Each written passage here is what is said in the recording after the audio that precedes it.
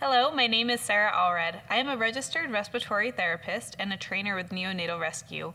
This video will provide instruction on the clinical use of NeoLife ventilator in the CPAP mode. We begin by discussing some ranges for nasal continuous positive airway pressure, NCPAP or nasal CPAP. A newborn produces a physiologic and expiratory pressure of about 3 to 4 centimeters of water pressure. This should be taken as the lower limit of CPAP. There are 3 broad ranges of nasal CPAP. The low range is 4 to 5 centimeters of water pressure. A CPAP of less than 4 centimeters of water is rarely, if ever, given. The medium range is 6 to 8 centimeters of water pressure. This is the range that is associated with the best results. These are the most commonly used pressures. The high range is 9 to 10 centimeters of water pressure. Adverse events become increasingly common with higher pressures. By and large, nasal CPAP is provided in the range of 5 to 8 centimeters of water pressure. Often the starting nasal CPAP pressure is 6 centimeters of water. We will now go over how to choose an appropriate interface. There are 2 types of interfaces that are mainly used when a neonate is on CPAP: a mask or prongs. Packaged interfaces often come with a sizing tool to help the provider find the appropriate fit. When using a mask, it should completely cover the infant's nose. However, it should not touch the septum, the edge of the nose, or the eyes. Padding, such as Meplex or a small piece of gauze, may be placed on the bridge of the nose to prevent breakdown. When using prongs with a CPAP, the prong should completely fill the nares to complete a tight seal. The prong should not be so large as to stretch the skin. The sizing tool may be used to measure the distance between the nostrils and to match the nares with the correct size of prongs.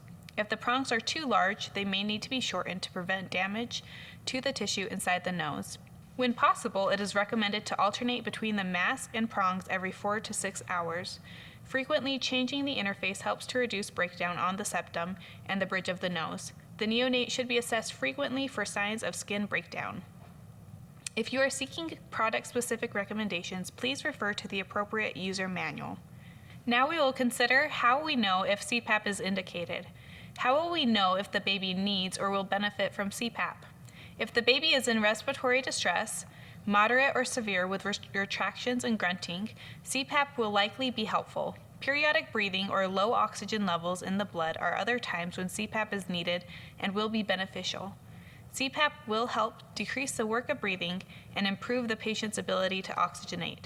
When CPAP is applied to the airway, this causes the intrathoracic pressure to increase.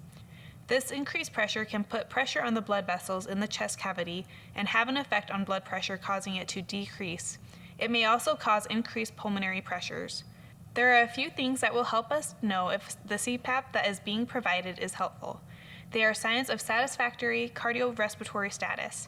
Once applying the CPAP to the baby, the signs of respiratory distress should decrease. The baby should appear more comfortable. You should begin to notice the absence of retractions and grunting. When using the respiratory distress score, the score should be 1 or 0. No cyanosis or blue skin coloring should be noted.